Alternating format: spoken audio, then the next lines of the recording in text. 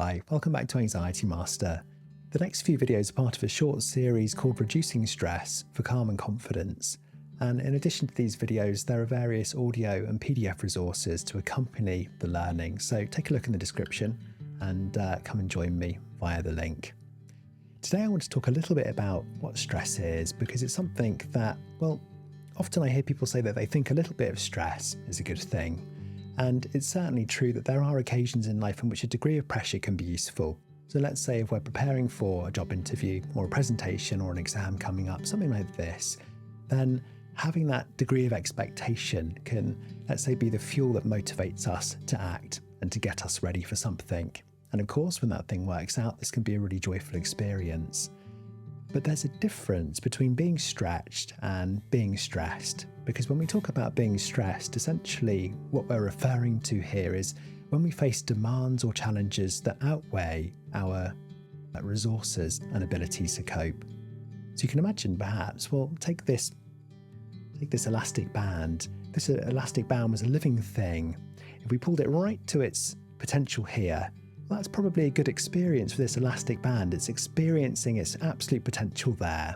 Or it's like a ballerina on the tips of its toes, kind of in the flow of the moment, as it were. But clearly, if we pull that too hard, it's going to snap. And at that point, it's not going to be any use to anything or anyone.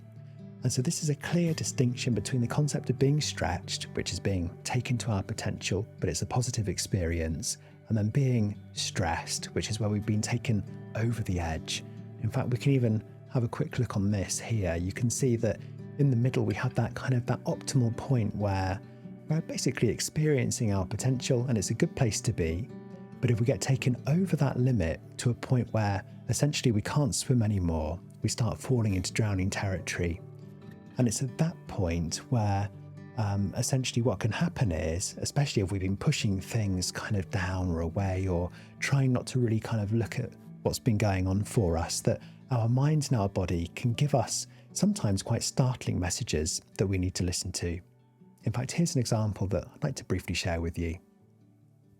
It's Wednesday afternoon and you're sweeping through the midweek rush. A call from a friend invites a chance catch-up and a moment to let off some steam. Yet too much fun ushers in a restless night's sleep before morning bursts in with one gear: go. And so now you're running behind schedule and caught up in a catch-up for the day ahead. On your journey, you're now well behind time. You briefly look up, but your attention gets grabbed by the morning hustle, shuffling bodies, alien sounds and smells that jump straight into your face. Scanning the exit hidden by bodies you'll have to barge through if you want to get off. Ruffled, you try to calm yourself down, but the tension is ratcheting, and with little warning, you feel decidedly trapped. Your breath quickens and your heart starts thudding. The whole scene amplifies gradually, then suddenly, you just need to escape. Calm down, it's okay, there's nothing to worry about, you plead inside, but futile attempts to assure yourself is making it worse. Nothing is helping. Are you losing control? Yes, but with no apparent reason, and this has you anxious that something more serious is wrong. Your thoughts accelerate and panic sets in. Don't make a fool out of myself, oh God, no! Luckily, your stop arrives and you clamber to a desperate escape. Or what just happened? Back in the open and relieved yet startled, you seek to shed light on a shocking situation. So clearly this is quite a startling example of what can happen if we've got too many underlying stresses building up in the background, that they start building up like this, start accumulating, and then what can happen is that this leaves us without the requisite capacity in order to cope. And so, as you can see in that example there, I probably had work things happening, maybe family concerns, met up with a friend, I drunk too much, this is another stressor, hadn't had enough sleep, another stressor on top, late for work in the morning, next stressor on top, and essentially that becomes the straw that breaks the camel's back in a sense. And so when that happens, clearly that can be quite startling, that can be quite frightening, but this is really just the body's way of telling us that there's something that we need to address, that we need to take care of, because stress is the gateway to anxiety. So if we don't address stress, this is where it can manifest into anxiety. Now, I just want to talk a little bit about this stress response, or you might even think of it as an inappropriate exercise response where the heart's pumping, the muscles tighten and the blood starts flowing around the body. and the breath shortens, because these are essentially all symptoms of exercise. But what can happen is when we experience those in, let's say, inappropriate moments, that can be really quite worrying. So we've all become a little bit more, let's say, educated perhaps and mindful about stress and anxiety and mental health, especially since the whole COVID pandemic. But just to cover a few quick elemental points together to ensure that we're on the same page with this. So this stress response has essentially evolved to help us confront or evade immediate threats, and it's primed to protect us in short-lived or high-risk scenarios. So for instance, we can think about our distant ancestors. Well, they lived in hostile environments with neighbouring tribes and dangerous hungry animals that were always on the prowl looking for their next meal. And so from a survival perspective, from a kind of physical danger, confronting physical danger and survival perspective, this stress response has been incredibly useful. But the important point is that those kinds of dangers, when they manifested, would have some kind of ending associated with them. I mean, either we'd be dead or we'd live to tell the tale and fight another day. But that's a little bit different from what we might call the kind of more modern day psychological stresses that we tend to face. And it's really important that we understand these. Let's have a quick look. So the modern day threats that we face, well, for instance, psychological threats, such as being bullied by colleagues or feeling envious when others get things that we desire. That creates a degree of pressure, a degree of threat in our kind of psychology. And then we have feeling unsafe, maybe because of aggressive neighbours, or maybe the news is really gloomy, or we fear walking the streets at night. Again, these kinds of scenarios can keep us in that kind of endless state of high vigilance and anticipation of something just about to happen. And then we have feeling cornered, maybe by impossible work deadlines or upcoming bills or incessant phone calls. But the important point is this: these types of threats don't tend to come to an end.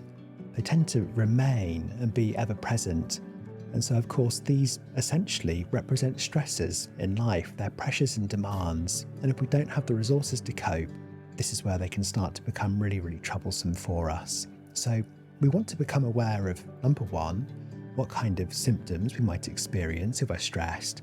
And then today we're going to cover just 5 fairly practical but very useful antidotes that you can start considering in terms of how you want to address and combat stress. So let's have a look at some of the physical impacts, some of the symptoms related to stress. Well, we've got an impact on the immune system, and then on our sleep, and then on our gut health, and then on our muscle tension, and also on our blood pressure as well. So to talk about these a little bit more. So stress will initially activate the immune system, but prolonged stress will weaken it, because in a sense the immune system is like a battery, but if it keeps being activated, essentially its energy levels are going to go down to a point where it can't offer us the protection that we need. And it's here that we become more prone to illnesses and even just kind of common colds and other things which can bring us down. And of course, stress also impacts our sleep, which is so important for mental clarity, but also kind of physical restoration as well. If we're always worrying about things, when we remain in that kind of state of hypervigilance, it's difficult to get the rest that we need because we simply can't relax sufficiently. And then when it comes to our gut health, stress triggers the release of extra glucose into the system while diverting energy away from digestion. So this can give us problems with our tummy, it can lead to constipation and issues with our bowel movements, etc. And in addition to this, with food, people might encounter maybe emotional eating issues which leave their blood sugar levels spiking and just not in a good mood or a particularly capable place to deal with the things in front of them. And then of course, stress can lead to problems with real tension in our shoulders and our neck. Perhaps we're sitting down all day, not in a particularly good position, and we find that we've got tension in our shoulders and we're holding ourselves tightly. And of course, this can lead to backache and headaches and other physical ailments that are just layering on additional pressures for us to deal with that can feel intensely uncomfortable. And then we have the impact of stress on our cardiovascular health, because stress will elevate heart rate and blood pressure, putting all kinds of different pressures on the system, which are really, really unhealthy. And of course, if we don't find ways to address this over time, as we get older, this can lead to the potential of strokes and heart disease and other cardiovascular problems, which we want to do whatever we can to avoid. So clearly, the impacts of stress can be serious if we don't find ways of addressing them. So what we're going to move to now is 5 practical antidotes that we can start putting in place in order to combat and ultimately reduce the stresses that we face. So let's have a quick look through these one by one. Well, number 1, we have protecting our boundaries. Number 2, rest, but don't distract. Number 3, isometric exercises. Number 4, maintaining balance. And number 5, strengthening the vagal nerve system. So setting boundaries, well, it brings to mind the saying, clear is kind and unclear is unkind. So we have to be as clear for ourselves as possible in terms of what we find permissible. So for instance, well, do you find yourself answering emails late into the evening from work? Or do you find yourself overcommitting to things or saying yes when you don't really want to? If that's the case, it's quite possible that you're putting other people's needs, wants and priorities before your own. And whilst there'll be occasions where that's acceptable, if you do that to an excessive extent, that's going to be putting extra stress onto your system. This is the first thing to think about, is how can you start taking back a little bit of that, let's say, control and autonomy over the things that happen to and around you that actually affect your state of well-being. The second point is to rest but don't distract. Now, it's very, very common that as soon as most of us have a few seconds, we'll reach for our phone and we'll start looking through, or perhaps when it comes to late in the evening before bed, we start kind of watching something exciting on TV. But one of the issues with this is that it doesn't actually give our bodies the chance to reset. Because if we're watching the news or we're scrolling through social media, that keeps us to an extent in a heightened state where essentially we're not able to reset our nervous systems. So next time you find yourself doing that kind of, let's say, impulsive response to a spare moment, ask yourself, well, could I do something else to reset here? Perhaps I could read a few pages from a book, or maybe I could go for a walk in the rain, or perhaps I could just dance and shake around a little bit to reset the nervous system. It really makes a huge difference. The next idea refers to exercises, but particularly to isometric exercises. So what we're referring to here is those exercises maybe like Pilates or yoga, or doing a wall sit, or holding a plank, where you hold a certain position for a certain period of time, because what happens is when the muscles contract like this, when we release them, that releases a flow of blood into the system. And this is very, very good for the blood pressure and also for our general relaxation. So if you can work in maybe a handful of isometric exercises throughout the day, this will really help to lower those stress levels as well. The next step is to think about how you're maintaining general balance. So for instance, you're staying sufficiently hydrated, you're getting enough sleep, you're having a decent enough diet, you're getting outside enough, are you restricting screen time? Essentially, all of these habits that we can fall into, especially as kind of coping strategies when we're feeling under stress, dysregulate the nervous system. And over time, these underlying pressures can start to accumulate and keep us in that state of heightened worry. And the last step for today is to think about how you can strengthen the vagal nervous system. This is essentially our inbuilt relaxation response that we can strengthen through breathing exercises and grounding exercises.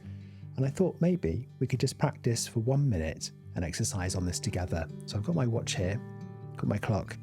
So I'm going to make sure this is literally for just 1 minute. And to do this is a very useful exercise that we can do together. It's a 3-5 breathing exercise, because when we breathe in, essentially what happens is we prepare the body for some kind of action, but when we breathe out, we prepare for relaxation.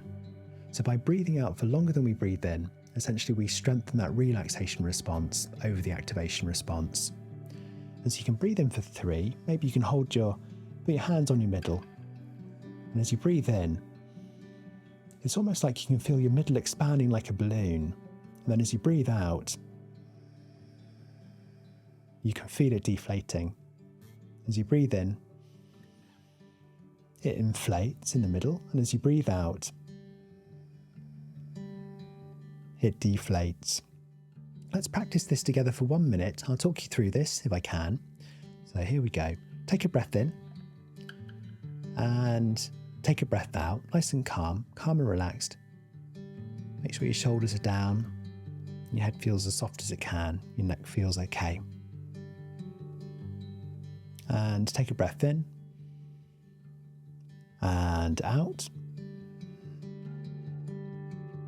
And hold it there for 3, 2, 1. And breathe in for 3, 2, 1. And out for 5, 4, 3, 2, 1. And in for 3, 2, 1. And out for 5, 4, 3, 2, and 1. And in for 3, 2, 1. And out for 5, 4, 3, 2, 1. And in for 3, 2, 1. And out for 5, 4, 3, 2, 1. And in for 3, 2, 1. And out for 5, 4, 3, 2, 1. And in for 3, 2, 1. And out for 5, 4, 3, 2, 1. There we go, that's just 1 minute. And this is something that you can come to at any point throughout your day. It's incredibly calming, it's incredibly relaxing, and it just helps you refocus and just soften your attention again. So we've covered those 5 antidotes and we've had a minute together. An invitation to experiment today. Maybe choose just one of those antidotes, one of those steps that you think could have a little bit more attention, and commit to putting one of them into practice. What might that be for you? And then take 5 minutes to listen to the accompanying audio from today. Again, the link is down in the description. So head on down there and make sure that you come and join me so you receive all the resources that accompany the course. And here are 3 resources which you'll also have access to from today. There's a visual guide to how to set your limits. There are signs of healthy boundaries, and also how you can go about setting healthy boundaries in 5 steps. Okay, in the next video, we're going to be talking about how you can restore emotional calm and safety for situations that you find deeply challenging. It's a really useful video, so take care and I'll see you there.